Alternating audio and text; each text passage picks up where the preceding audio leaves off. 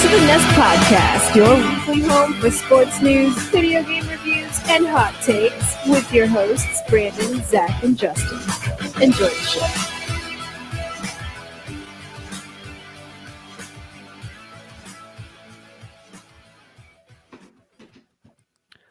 What is up, guys? Don't go checking your calendars. This is a special episode of the Nest Podcast. I'm your host, Brandon, and joining me tonight are my normal co-hosts, Zach and Justin, and we have a very special guest with us in the house tonight, our good buddy from back in the Quentin Tarantino episodes, Chad. Welcome back, my man. Hey, buddy. Thanks for having me on. Yeah, dude. What's been going on? What's been going on since the last time you were chilling out with us? What was the last one? The last one was the Once Upon a Time in Hollywood one. Yeah. I guess just ducking and dodging you, trying to avoid getting on here and sounding like an asshole again. We do it every week, man. The people are used to hearing us talk about ourselves and talk about how dumb we are. But, I've been keeping up with the sports ball a little bit more since the last time we talked. Oh, there's not much to keep up with in the world of sports right now, other than trades and free agent signings and stuff. But that's all boring stuff. But a lot's been going on in the world lately. You're in Nashville area now, right? Yeah. How's the coronavirus impacting that area? It's ground zero for Tennessee. Apparently, we've got more cases than anywhere else. I think there were some cases in Williamson County, which is essentially just south of us, and then Davidson County had quite a bit. And it's just going up. Like people just not staying at home. I figured either Nashville or Memphis would have the most.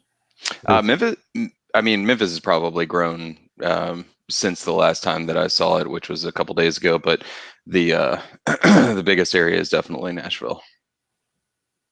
That's interesting. Justin's over on the eastern part of the state where we're from, Chad, and I know the numbers have been climbing there as well. Yeah, it has. It's seems like it's doubling every other day. Granted, it's probably not as much as Nashville, but I've also got a friend in Nashville right now that's in Vanderbilt. His immune system is not the best, and that kind of worries me that area is getting worse. Yeah, for sure.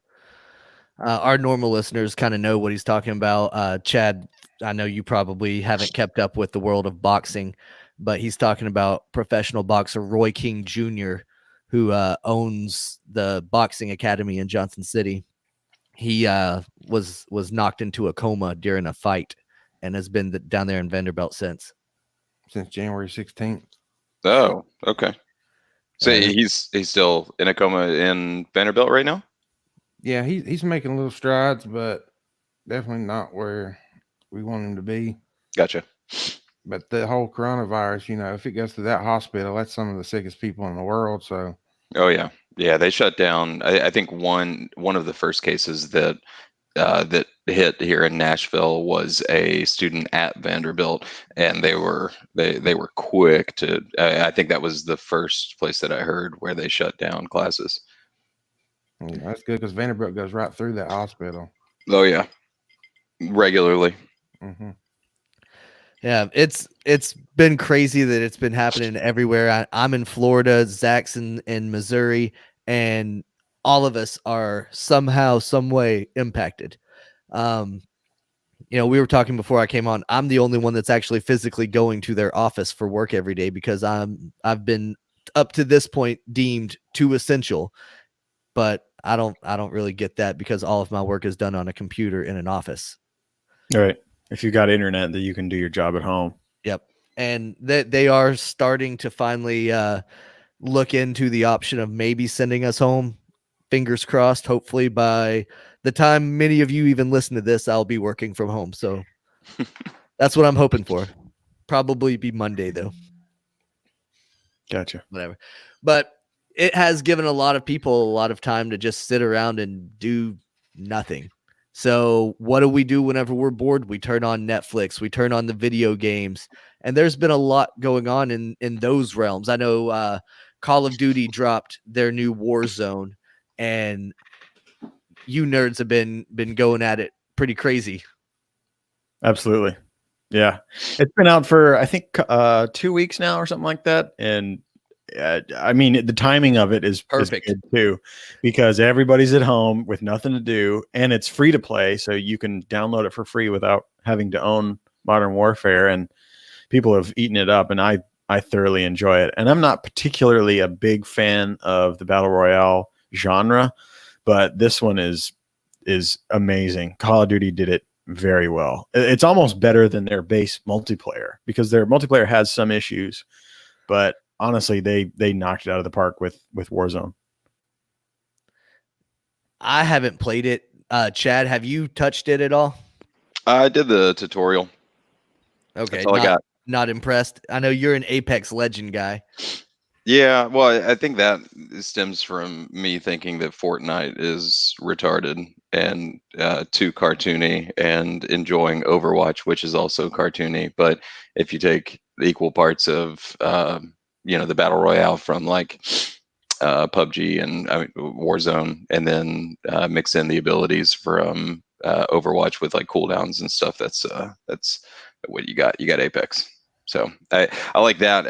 I think Warzone is very similar to older Call of Duties, where you get enough kills or do enough damage with a particular weapon, and you're able to upgrade it and get different things. Um, I think I like the base factor of Apex, where everyone, it doesn't matter if you've played one game or 1,000 games, you drop as the same person and if you pick up the guns, it's the same gun that anyone else would get. Yeah, there is a bit of chance to Warzone, because you pick up for looting, you just pick up boxes and there's random guns in there, and until you get enough money to get your own specific loadout that you've already made, you're just at the mercy of the game. So that does make sense. It's not necessarily fair right off the bat. Yeah. With those, just like the Modern Warfares and things like that, if you didn't start right when the game came out, you're at a disadvantage, because everyone's got like better scopes and better loadouts than you.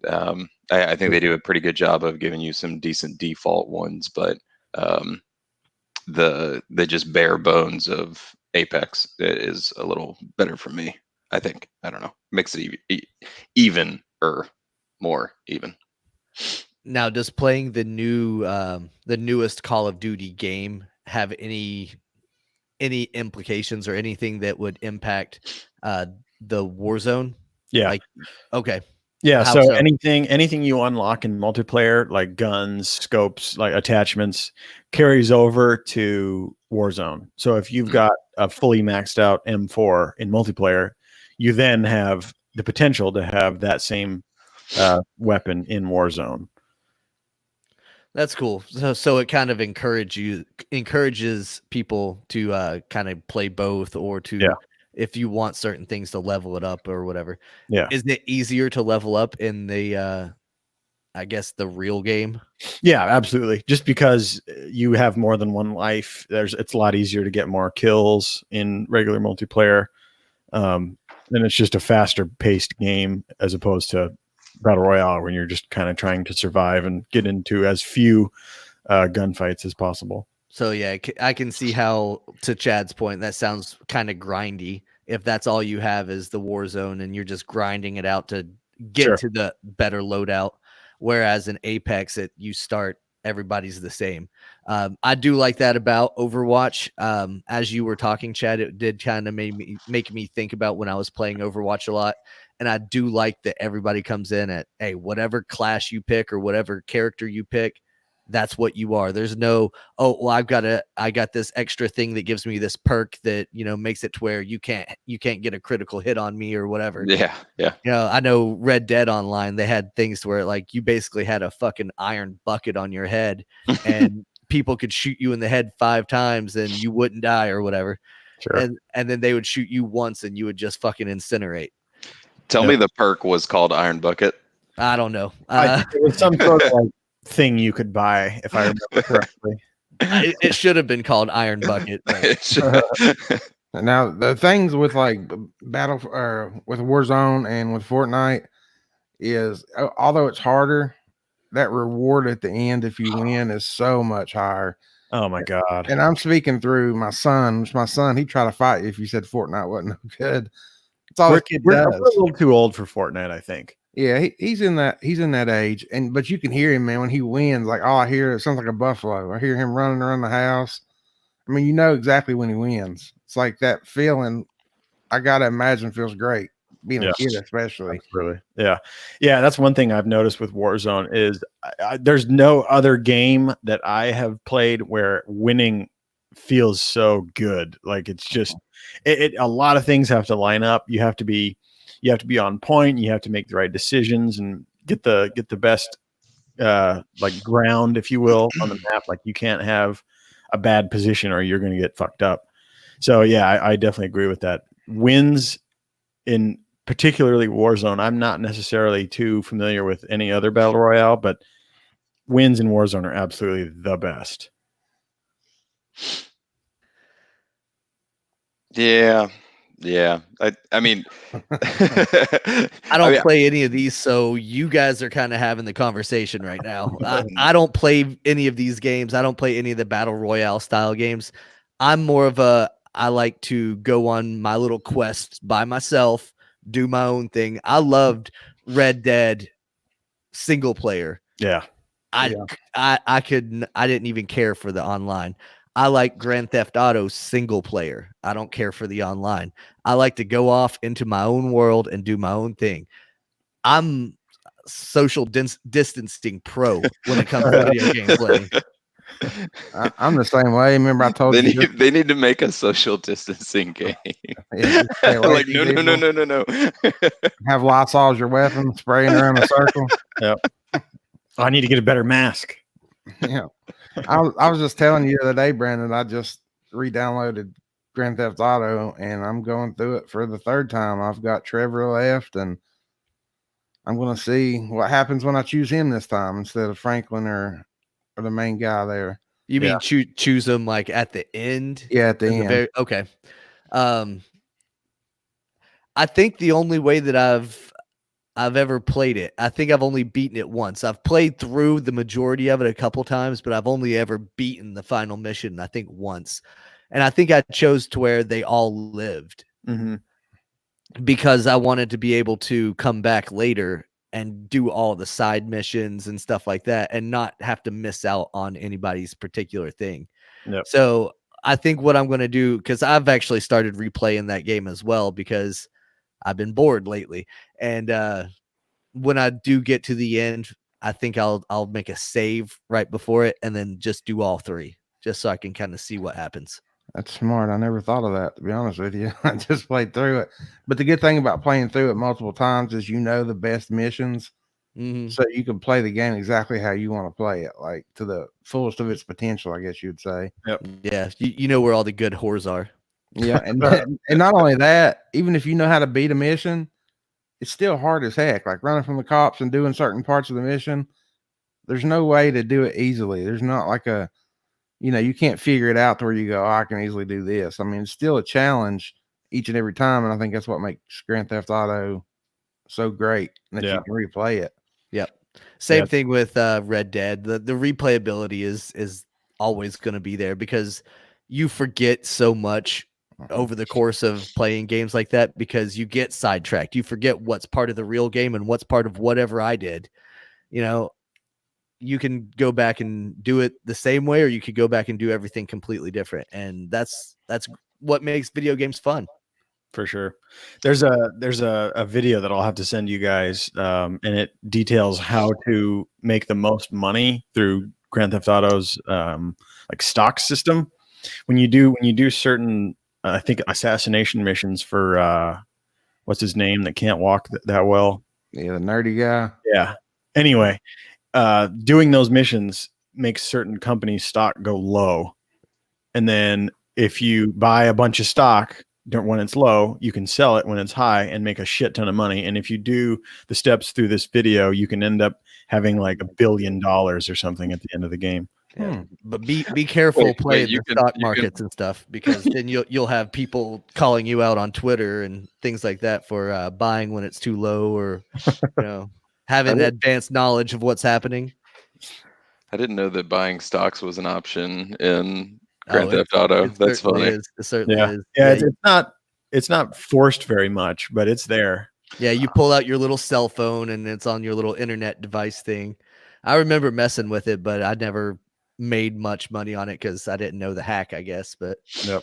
I don't I think think I've ever even fooled with it. Yeah, I'll have to send it to you. It's cool. the yeah, last time that I played a Grand Theft Auto, I think one of the missions was to steal a double-headed dildo and beat someone with it. it sounds like the doubt it. I quality, can't remember which one video it was. games. Yeah, that's the if that's the one thing I remember, I'm okay with it, I guess. I kind of feel like my Grand Theft Auto experience is basically a Quentin Tarantino movie because it's the same shit happens, like people getting beat with dildos. I could see that in a Tarantino movie. Yeah. People getting lit up with flamethrowers, same thing. You know, it Grand Theft Auto is the video game equivalent of a Tarantino film. Yep. That's a valid point. Except I have an addiction. Like every time I even barely wreck my car, I immediately steal a new one, knowing I'm going to wreck it just a few miles up the road. You, So you I've got can't have that dent, huh? No. it takes me 15 cars unless there's a body shop on the way to get to where I'm going. Can't be driving around some janky piece of shit. That's what I feel. So someone else's Yeah, right. right. Piece of shit. It's not even his car. He stole that thing. It's like they just had this washed last week. I was running around the other day and Grayson was watching me play, and he's so insistent that you get in a specific color car. It doesn't matter if it's a fast car, slow car, whatever, as long as it's that specific color. And he wanted me to get in a green car. And I'm sitting there like passing up all these like the super fast ones and stuff that they were white or blue or red or whatever. And he's like, no, keep running. I want a green car. And I ended up finding like this green, like what would be like a 1976 Buick or some shit. And I was like, well, crap. I'm just putting around in this stupid thing when I could have been zipping around That's funny. in my Porsche. Do you ever play the little golf game in Grand Theft Auto? It's actually really fun. Mm-hmm. I love that about the GTA games. Is ever since Vice City, San Andreas, they've had those little mini games that you can play. Definitely San Andreas. I can't really remember Vice City too much. I know I played the hell out of it, but I can't remember if it had the mini games. San Andreas had like pool, basketball, Darts. Did it have darts? Yeah. And it also had to where you could go to the gym and work out and get buff, Mm-hmm. or you could go and eat the Cluckin' Bell a lot and get fat. Yep. It was awesome. Clucking Bell. Golf is my favorite sport, but it's also my favorite area to lead cops. Yeah. I take off jumping over the mounds and shit. Yeah. It's just so much fun just to run from cops in that little circle, all the jumps and all the little things you can go between. And yeah, it's exciting. You should try it. The only problem with that is there's only typically one way in and one way out of a golf course. So Yeah, but they're stupid. They'll follow you. I don't know. Sometimes they just sit there and wait right at the exit. And I've tried it before. I'm speaking from experience. Is the AI really that smart where they set up patrols or blockades at entrances or exits? Well, Sometimes. being that there's only one way in, the Sure. parking lot is right there. So their cars are all right there, and some of them will get out and chase you, but others will just stand at the car. So that when you run out by there, they're sitting there shooting at you. Mm-hmm. And it's like, oh fuck. And you're trying to run to get in a car so that you can then drive away and stuff. And Then you got to run over 6 cops. And, yeah, shit happens. Yeah. Yep. I got you. If you hit that one sand bunker hard enough, you can almost jump over the fence. Yeah, that's true. I've actually ejected once Speaking while I from was in the air and went over the fence. Yeah. Yeah. That's it. I think that was in GTA 4 first, where you could get ejected from the car. That's pretty fun. Oh yeah, you got to wait till you're right at the point and you hit eject and you go right over the fence and then hopefully you don't die and you get another car and you're out. Hopefully you don't die, and then hopefully there's a car just happens to be there that you can steal. Oh, there will be. That's the main part of the highway right there. There's tons of cars. Oh man, I I could play Grand Theft Auto pretty much all day, every day. I think that's a great game. But what I end up doing a lot of times is because those games are a little bit too violent for a 4-year-old, I don't get to sit there and play it the way that I would want to. So I end up flipping over to Netflix and watching something on there. What are you guys watching while Oh, you're Lord. on your lockdowns? You can ask me last. Uh-oh. I'll start. I've got a few things. First of all, I watched some of The Office again, even though I've seen Classic. 5 times. Same thing with Always Sunny in Philadelphia. Sometimes I'll just turn it over and I want to catch a specific episode. I've been real big into documentaries lately, and like I just finished today that Tiger King, which is okay. It's still not nearly as good. If y'all haven't seen it, Don't Fuck with Cats is by far the best documentary I've ever seen. It kills Tiger King and all these other ones people are talking about. But I found out that nobody's watching it because they think it's all about kitty cats, which is the furthest from the truth. What's it about? Because that's what I thought it was about. It's about, I'm trying not to give out too much, but it's about a Okay. guy who would do live streams of him killing kittens. That's how he started. Okay. And so all these people online became basically their own detectives, right? Trying to catch the guy. Well, he was playing a little cat and mouse game with them, and then it slowly led into people. So he started becoming a serial killer. And I'm not going to give out no more. I'm just going to say it had the best ending of any doc I've ever seen in my entire life. Like the whole thing just like blows your mind. It's incredible. And to think that these people at home, these at home detectives or whatever, are so much further ahead than any FBI cops. Like they could take a picture, dude, and figure out exactly where the guy was just from like a garbage can in the background. Yep, it's called Perspective. Like it's unreal, and it's only 3 episodes, so Situational awareness. Yeah, it's called Paying Attention. But I'm talking about all over the world though. Like he'll go from like Canada to Russia and they figure it out. And I don't know, it's not long. It's 10 times better than Tiger King. You guys won't regret watching it. And then that Gabriel Martinez documentary about the little boy that was murdered or whatever, that one just pisses me off. I mean, it's good, but it makes you want to kill the parents. Yeah. I can see why you have to sometimes put on episodes of The Office and things like that, because I couldn't sit there and watch documentaries like that all the time. I have started watching the Tiger King though, and I think it's fucking hilarious. That's fucking pure gold, man. It's I swear to God, it's eastbound and down real life. Oh God! Like, oh yeah, you got to sprinkle a little bit more craziness in there than that, though. Eastbound with pure Skinnerd playing. That's it. I don't know, man. All of his shitty country songs were like Brooks and Dunn, like they were in the tune of Brooks and Dunn songs. And there was a time I was like halfway through the series where I looked over and I was like, I'm pretty sure that the only music that's played the entire time is his music. And lo and behold, it was like the start of a music video for him. And I was like, yes. That's awesome. And that's not him singing, guys. That's not obvious. him. Yeah, it doesn't matter if it is or not. I mean, like the music video with the guy's head and he's feeding the tigers and he's got the look-alike. Dude, I was dying. That's the one where I actually lost it because he had the head on the platter and he was like feeding meat to the tigers. Oh God! Talking about old Carol's husband. He believes that it's real. That's all that matters. Clearly, he is all that matters in this scenario. In his own mind, he is all that matters. But golly, Zach, have you watched any of this? No, I know the premise of it just because I look on the internet. No, you don't. And no, you don't. You don't know until you're in it. Yeah. You like Biggie said, if you don't know, now you know. When you start watching, then you'll know. It's out there, man. Like, let's see. I think in the second episode, you see a gay throuple wedding. Mm-hmm. Yeah, that's how far deep this stuff goes. Only one of them's gay. Yeah, only one of them's gay though.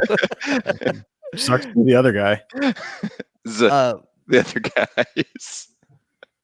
And that there are other characters in the show. It's not just this one dude. So you get to see all kinds of crazy shit cases.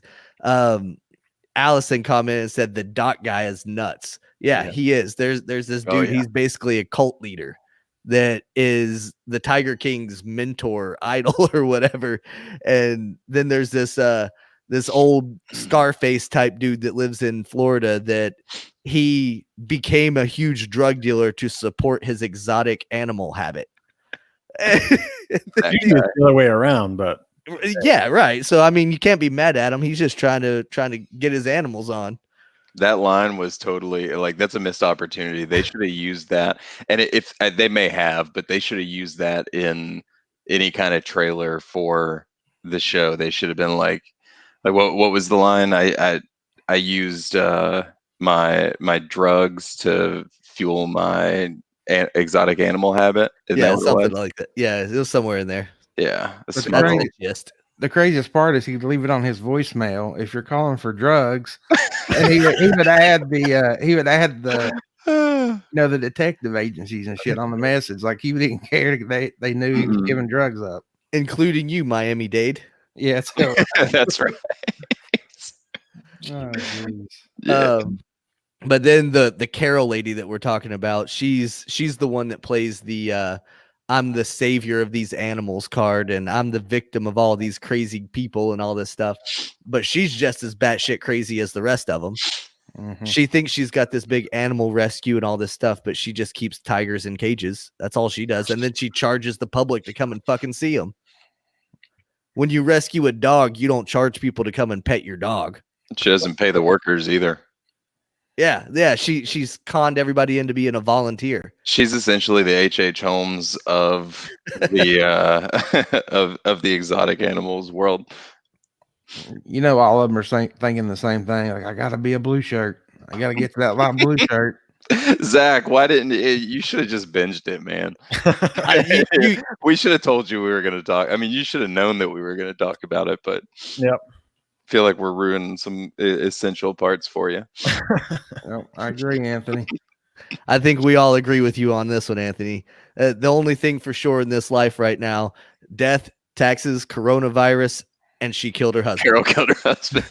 We're all in agreement on that. You should make kind of like Barstool makes their themed shirts. You guys need to make a shirt that says Carol definitely did it. That's not a bad idea. And just have a big cat on the front of it. And since you mentioned it, I'm actually wearing the Baseball Isn't Boring, You're Boring t-shirt that's available in the Nest Podcast store. And that's a good one. I wore it today specifically because it's opening day and it's not open. It's not open. Nothing has been opened today. I've got a dry erase board in my office at work, and I erased all of the notes and phone numbers and important shit that I should probably have kept, and I just wrote days without baseball 1. And tomorrow when I come in, it'll be a 2. What's the is it Zero Dark 30? Is that the one? Where she writes on the guy's glass every couple of days. Yeah. That's basically going to be me until baseball is back in my life, or until I get kicked out of my office, whichever comes first, I guess. I've got a Netflix show for you. What's that, Zach? If you can stand, well, you can either watch. You can watch it one of two ways. You can watch it in German and read subtitles, or you can watch it dubbed and not have to read subtitles. And the dubbing is actually pretty damn good. It's called Dark. And like I said, it's a German show. And without giving away too much, fuck it, give it away. It involves time travel. And this little town has a nuclear power plant in it. And somehow, some way, people can time travel through that. It's 2 seasons. The 3rd season I think is coming out this summer, and it's really fucking good. It's a little difficult to follow all the characters because since people can time travel, there's about 3 different characters for the one person. Like you have an older version and a younger version of the same person, but it's very good. I highly recommend it. You said Yeah. Dark. Yeah, Dark. It's a movie or a series? TV show. Yeah, TV series. Okay, cool. Yeah. Yeah, that sounds interesting. Sounds like you have to be thinking to watch it. Not necessarily. You just have to. The hardest thing for me was to keep all the characters in line. Like, who is that? Okay, that's that person. Who is this? Okay, that's that person's younger self. But other than that, it's pretty straightforward to keep up with. And there's my 2 cents. There's your 2 cents. That's what he's watching while we're watching Tiger King. Yep. It shows who the smart Something that one makes is. him think. It shows who the smart one of the group is. Yeah, the rest of us are like, dude, Tiger King's the shit. I'm talking about don't fuck with cats. Derek Hall agrees with Zach, so it must be good. I'm gonna check it out. Yeah, it's good. Cool. Yeah. I actually like reading subtitles when I watch TV anyway, so I would probably watch it in German. I don't. Yeah, mind I mean, that like at I all. said, it's either way you want to do it, and the dubbing isn't stupid. Like, of course, the mouths don't match up, but Sure. it's not someone reading a line, without any emotion. They actually try to put the same emotion as the character, delivering the lines in the show would. So it makes it a lot better than your standard dubbed thing. Is it different voices or is it the same? No, it's different people, but you won't know the difference. You're not smart enough to know the difference. You watch Tiger King. Different people dubbing different timelines or different versions of themselves. Yeah, Okay. All right. It sounds. cool. I'm telling you.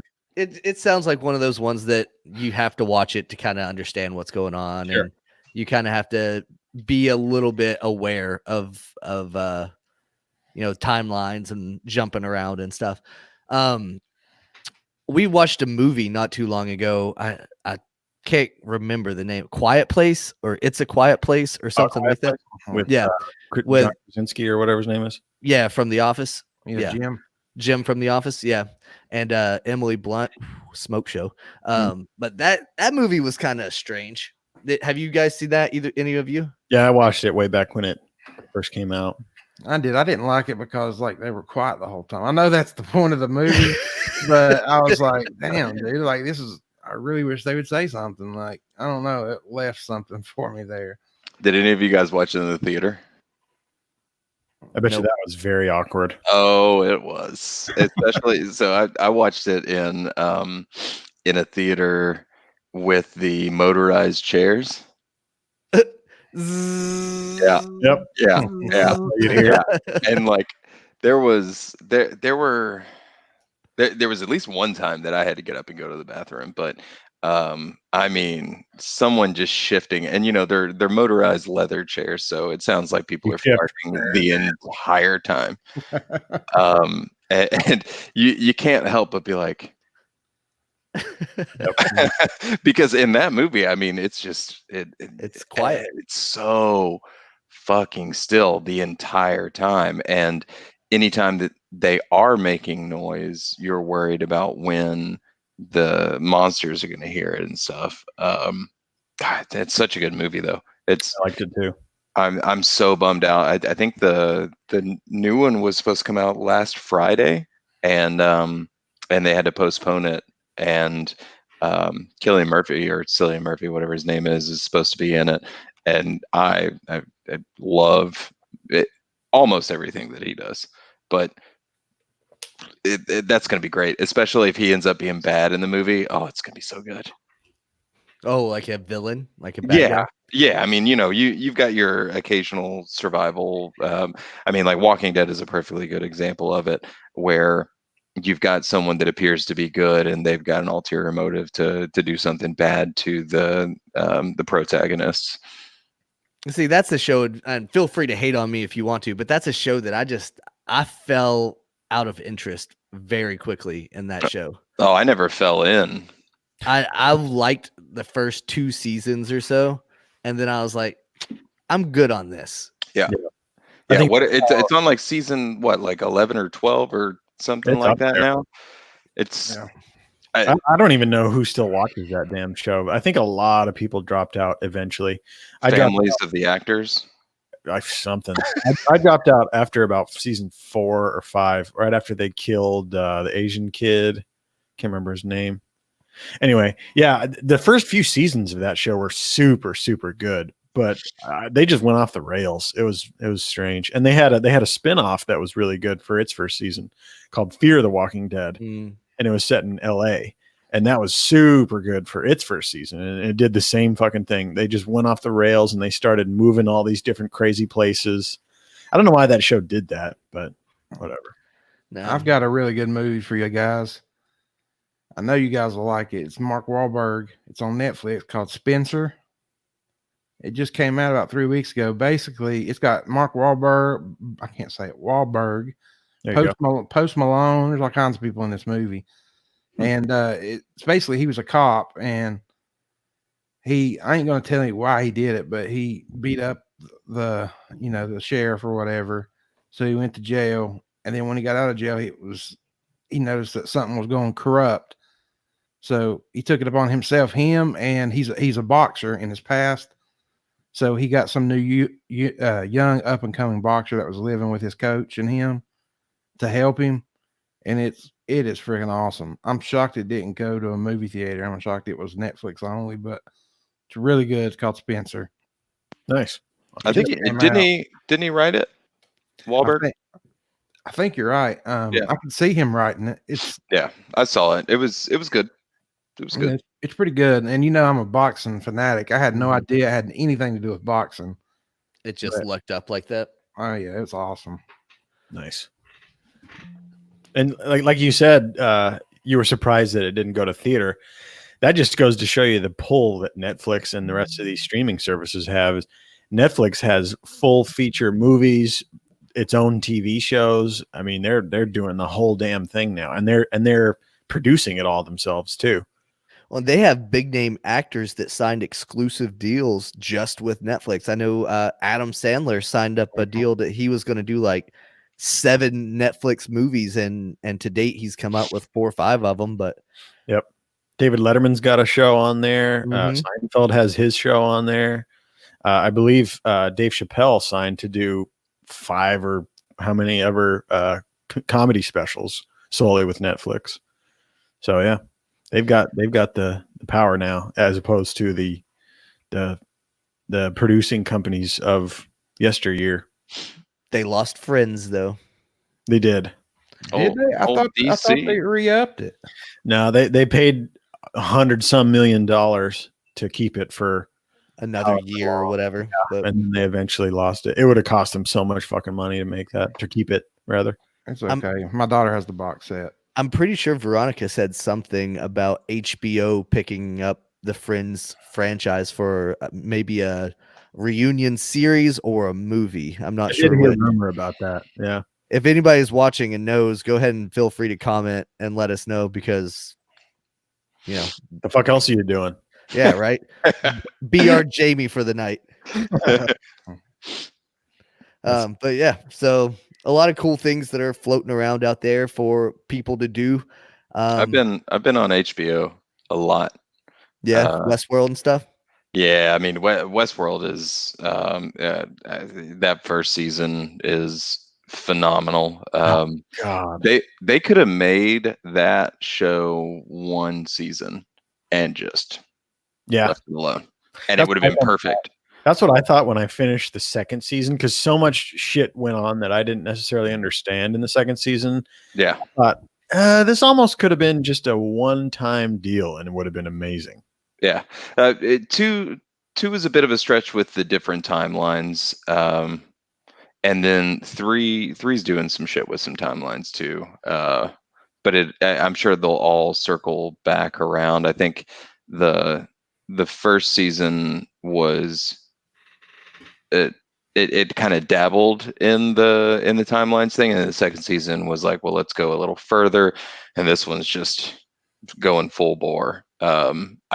don't know how many more seasons they're going to do past 3, because this one seems to be a fairly. I don't know if you guys have heard anything different. Have all you guys watched it?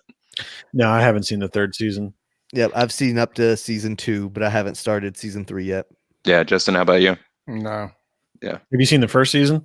no, I had not actually. I had HBO, but I was watching. We got like 7 streaming sites. I was watching everything else. So Yeah. If you still have HBO, I 100% recommend at least the 1st season. It's amazing. Yeah. Yeah. I watched Outsider recently. I watched that every week as it came out, and I've heard then that's good too. oh yeah, it's good. I think What's it about? nope. All right.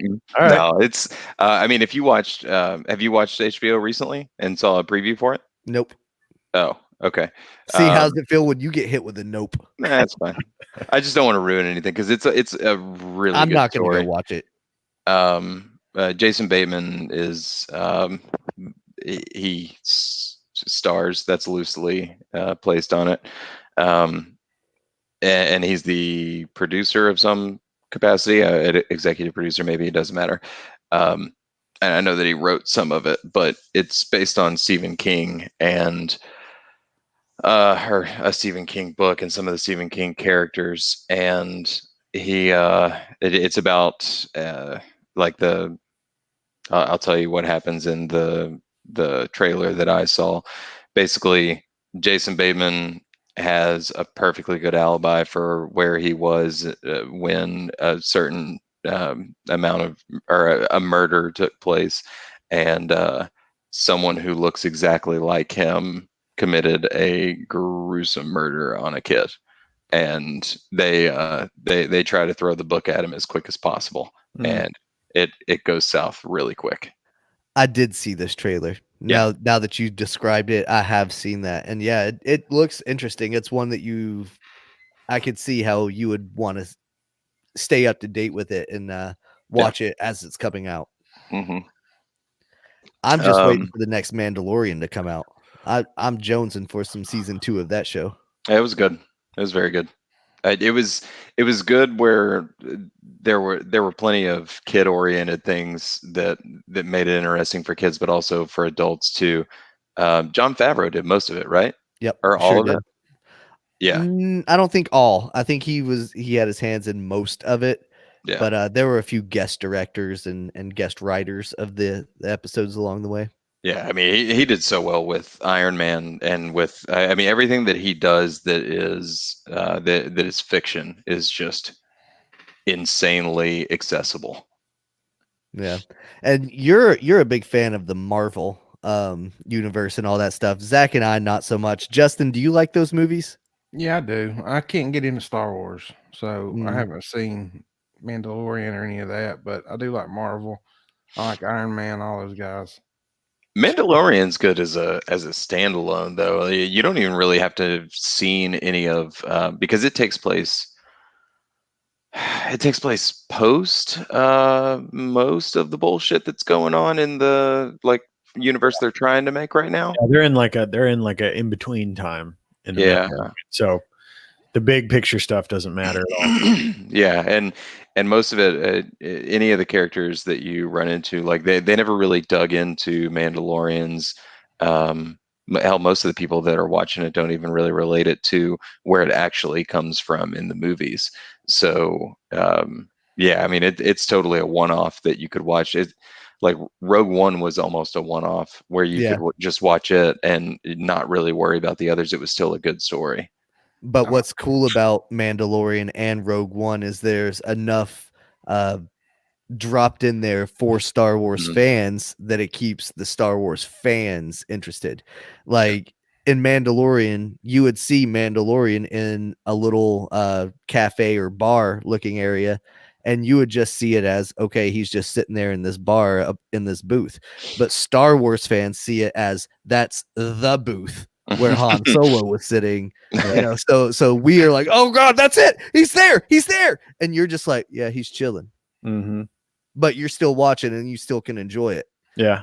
I like that they didn't shove the little Easter eggs down your throat. They just let you take them in and, oh, hey, that's neat. and then just move on with the show. Let's move right on. Yeah. Yeah.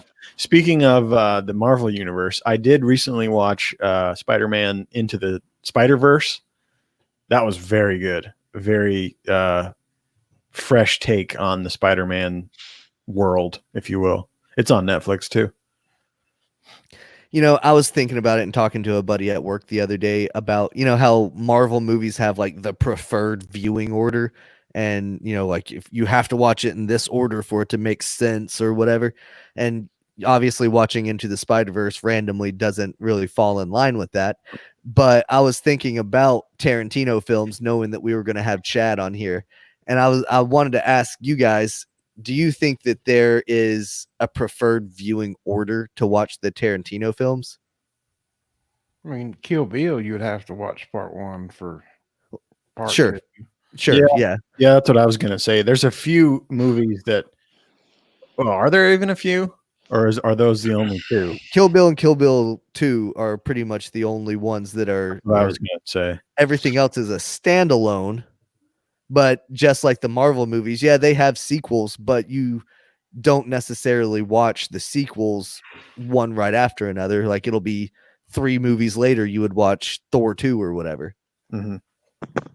I think in an era sense, it would be smart to watch them in the chronological order.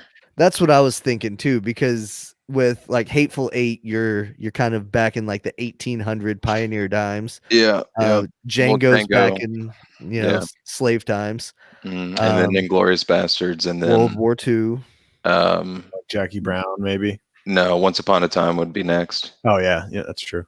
Yeah. And then Jackie Brown's kind of what, in the 90s? Is it? I thought it was more like 70s, 80s. It feels kind of 80s, 90s, something somewhere around there. And then Dogs. Reservoir Dogs is in the 80s, 90s as well.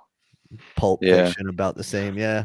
Those all kind of fall. I mean, once you get up to the 90s range, I mean, he's got so many modern ones that they all kind of bleed together. But what really prompted my thinking in that is, you know, like some of the character names Tarantino's good about throwing like a same last name or something like that in there. In Once Upon a Time, one of the directors of the spaghetti westerns was one of the characters' name from Inglourious Bastards. Oh, was it? Yeah, the the Italian guy. Yeah. The Coco. Morlami. I love that. What was his name? Something to Coco. Yeah. Was it Anthony? Is that too easy to say, Anthony? Anthony Margaretti. Yeah. I can't remember. I mean, that's probably wrong, or it was Dominique de Coco or something. Yeah, that sounds better. Yeah. It's funny. I love that. I can't think of his damn name. The Nazi officer, Christoph Waltz. Yeah. I can't think of his character name though. But anyway, they're thinking that they've got the cat in the bag. This German isn't gonna see anything of the different because they're Italian, and he hits them with just some authentic Italian, and they're just shitting their pants.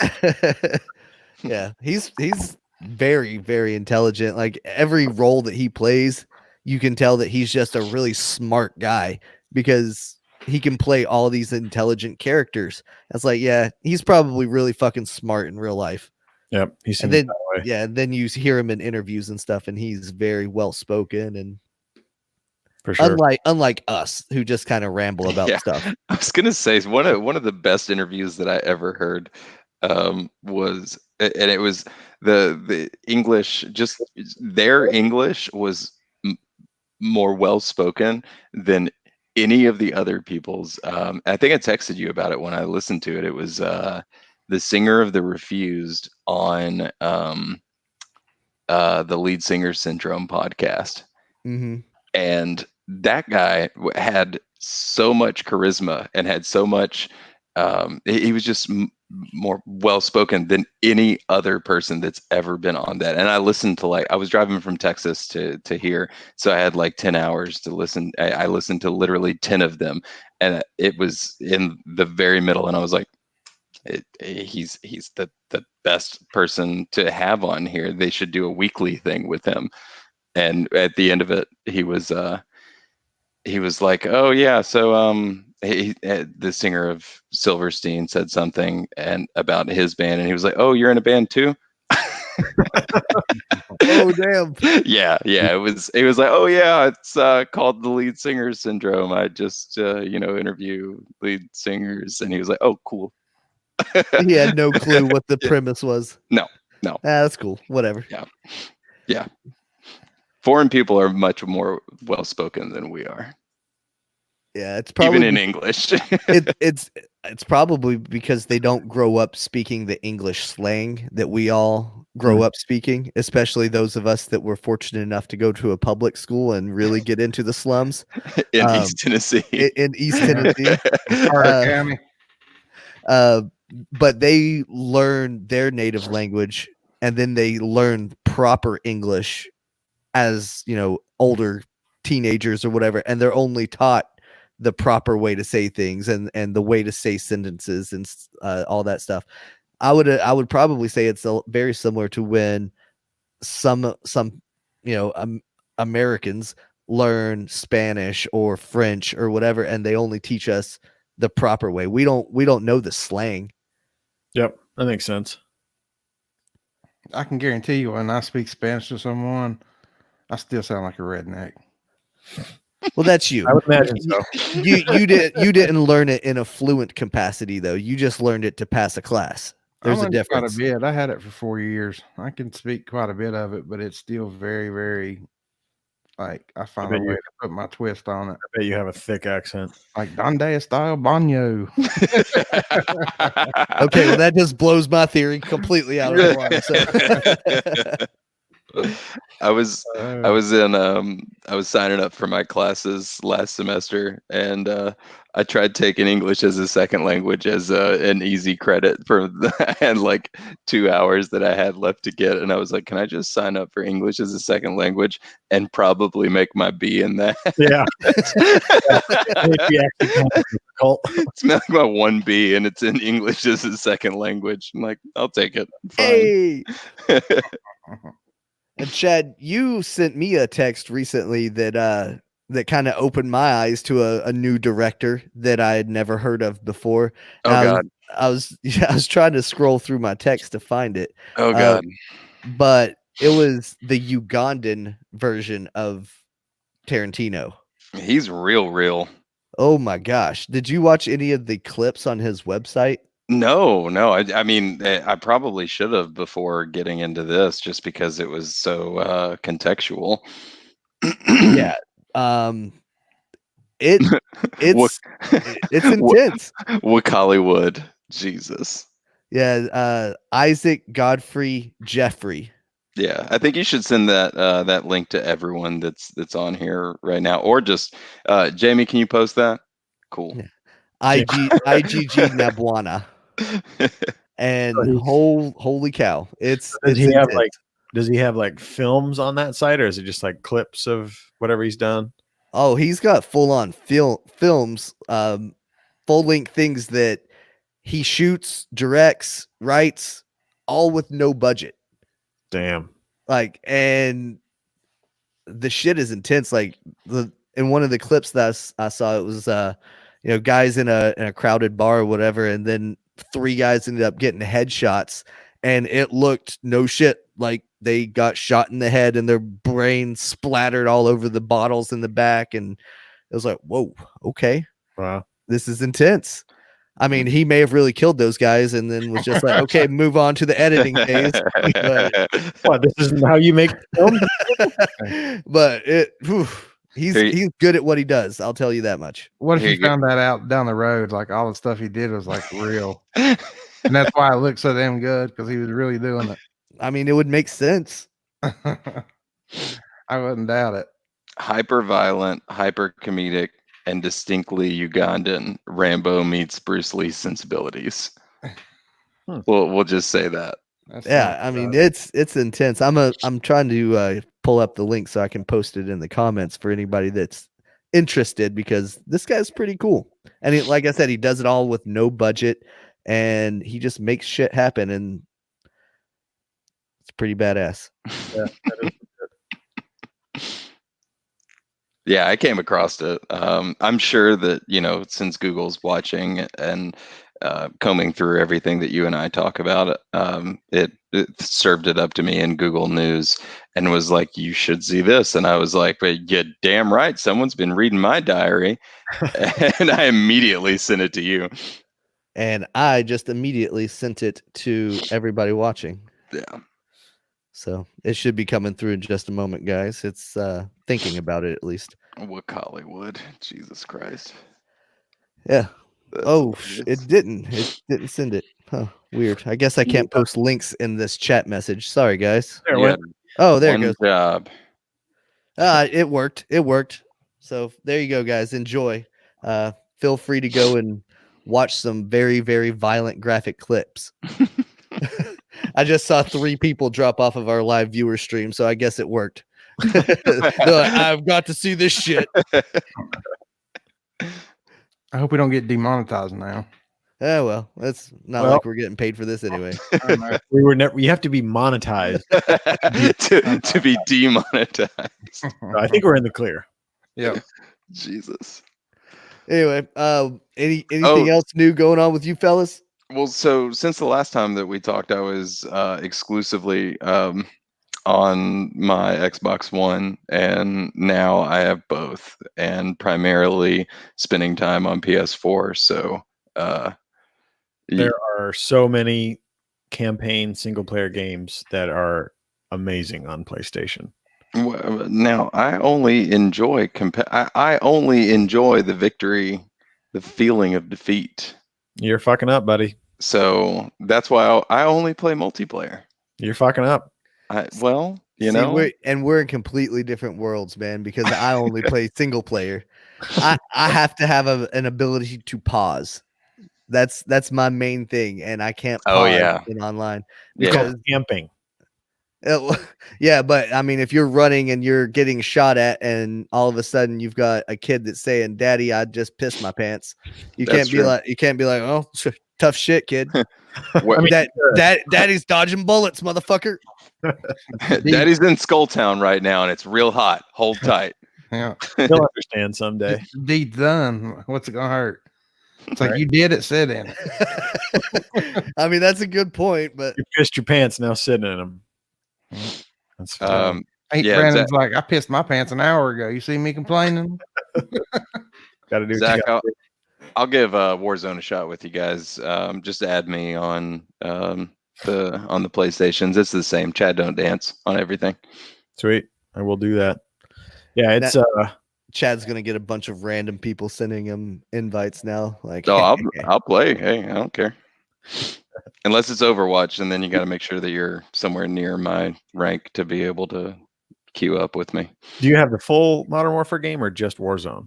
Yeah, as far as I know, it came with the PS4. Oh, nice.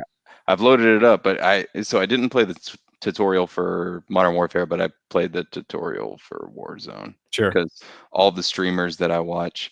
Speaking of, that was one thing I wanted to talk about. We'll circle back around on that, but yeah, I mean, I'm looking at the cartridge, so yeah, it's cartridge. Jesus Christ! But you play this on fucking? I'm looking at the box. NES over here. Yeah, blow it out first. I got 8-bit Modern Warfare. Well, that's a nice segue, because we're actually going to have our buddy growing up 8-bit back on to talk about our top 10 favorite sports video games in a couple of weeks.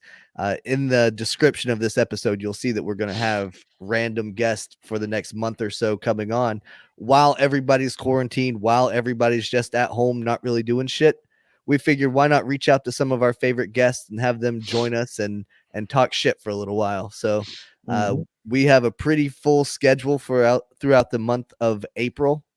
And we would love to have all of you guys coming and checking out the live stream, or at least listening to us on the podcast. Did you say top 8? Are we allowed to join? Are you making a poll? What are you doing? It's just a top 10.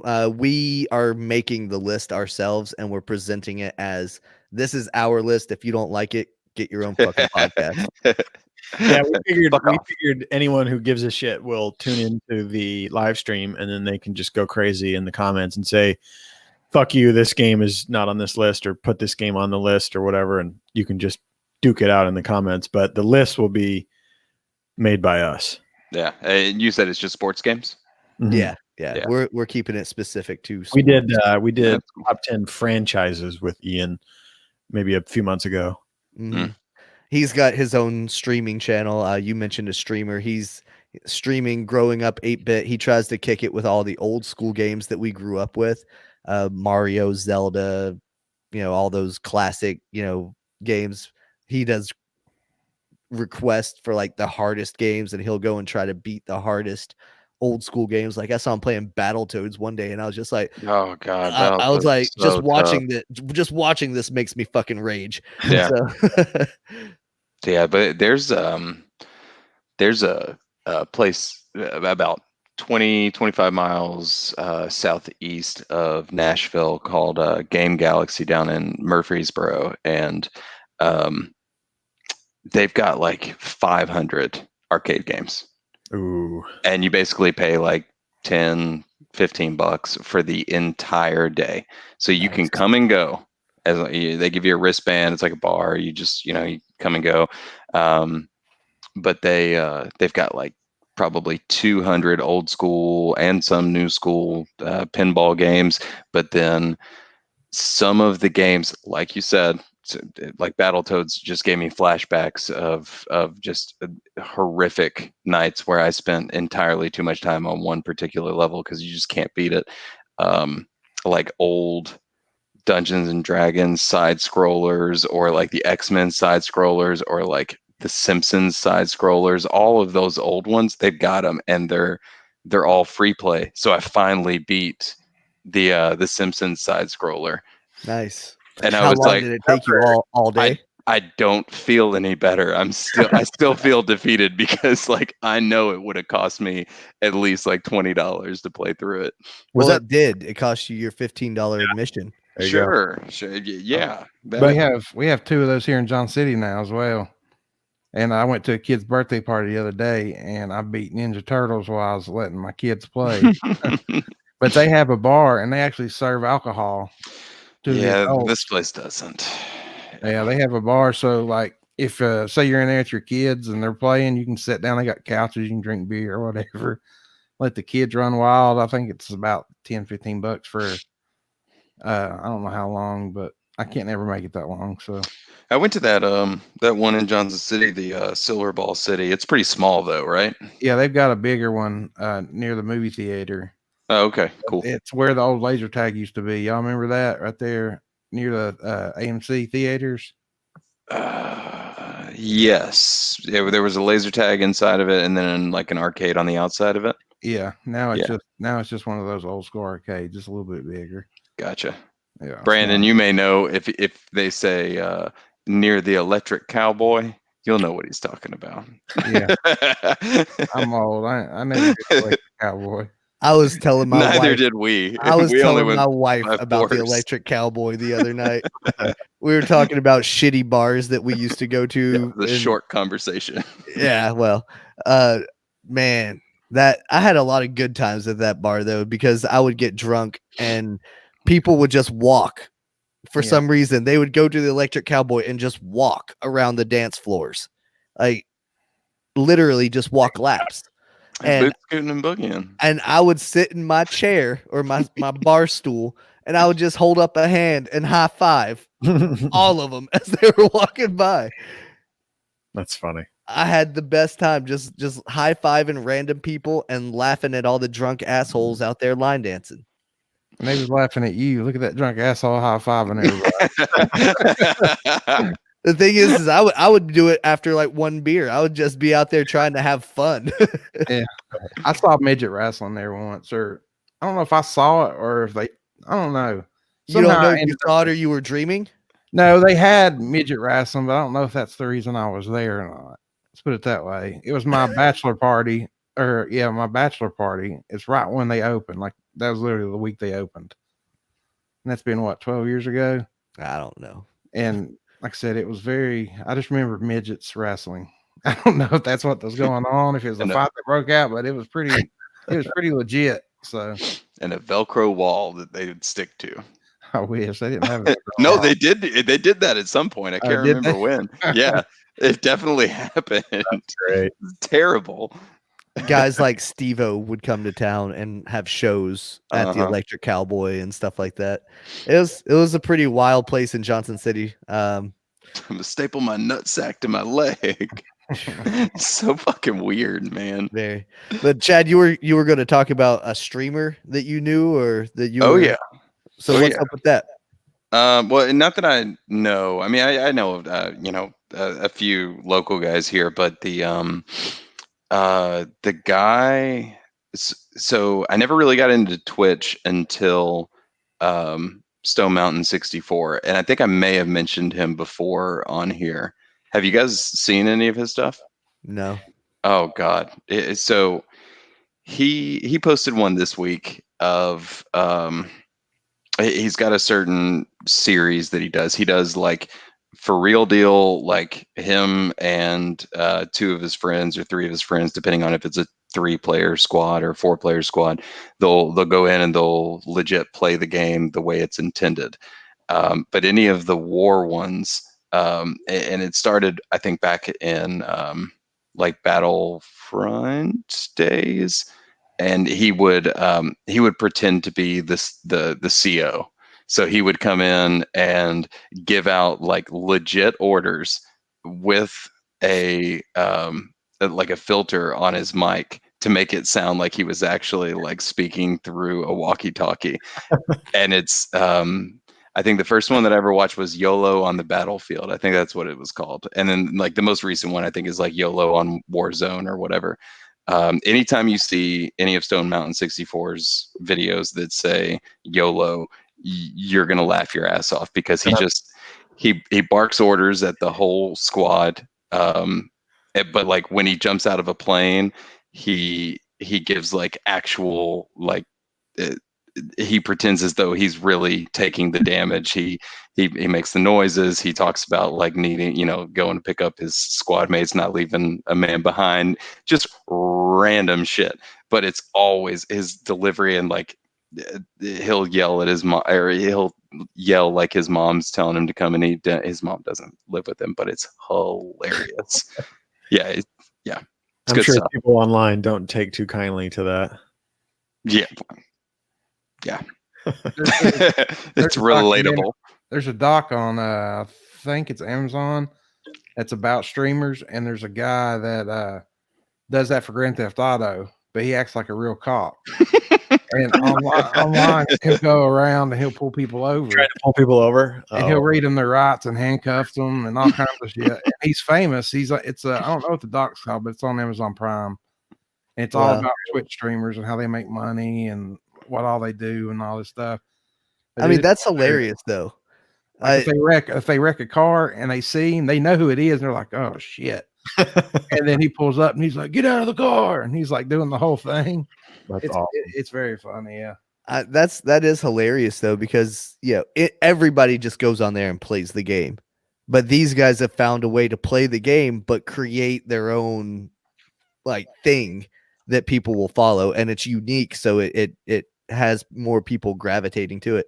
That's genius. Mm-hmm. Absolutely. Yeah.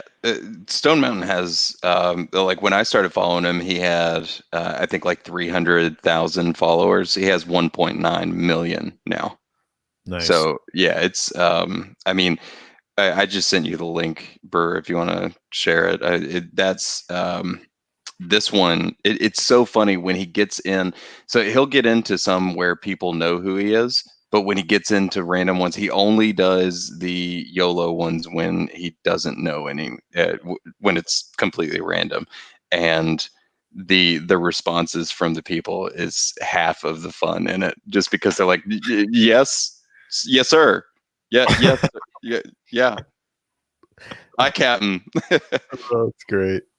I sent the link to Zach too. Zach, if you want to pull up and go ahead and play some of it. I know the video's like 10 minutes or whatever, but you don't have to play the whole thing.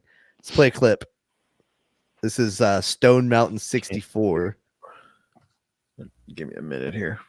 Oh, you're slacking on me, huh? Come on, Jamie. I know, right? I What are don't we get- paying you I for? don't get paid like Jamie gets paid. I just moved on.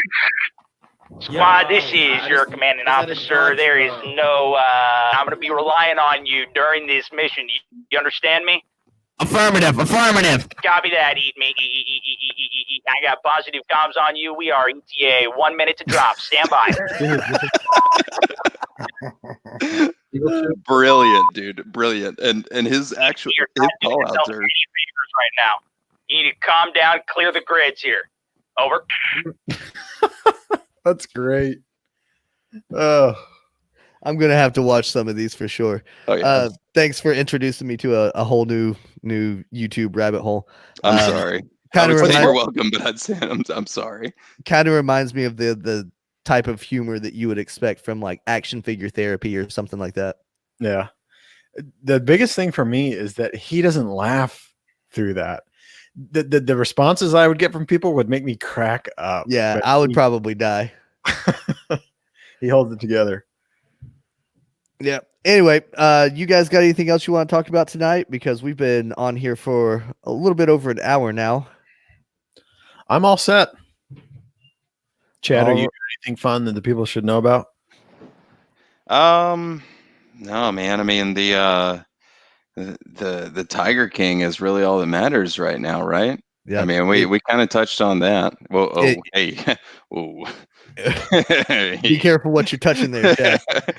No, I laughed because that guy lives like an hour and a half north of where my dad lives in Texas, and it's the middle of nowhere. Literally the middle of nowhere. It's like halfway in between Dallas and Oklahoma City, and just the shit that goes on in that show is so funny.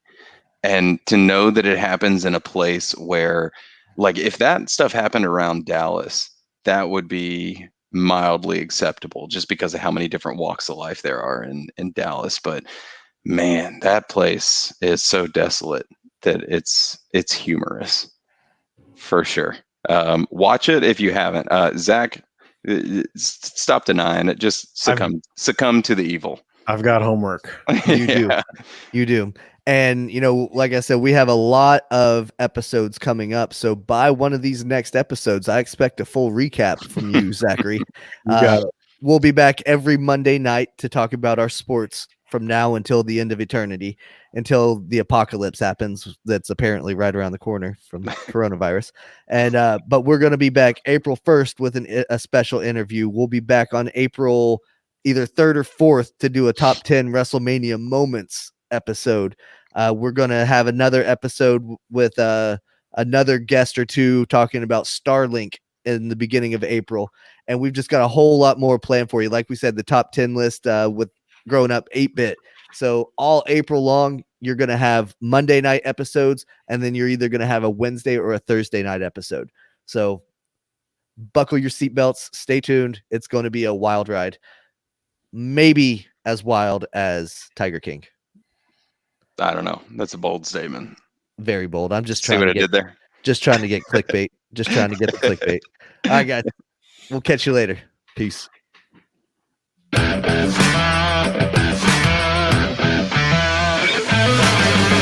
Thanks for listening. New episodes are recorded every week.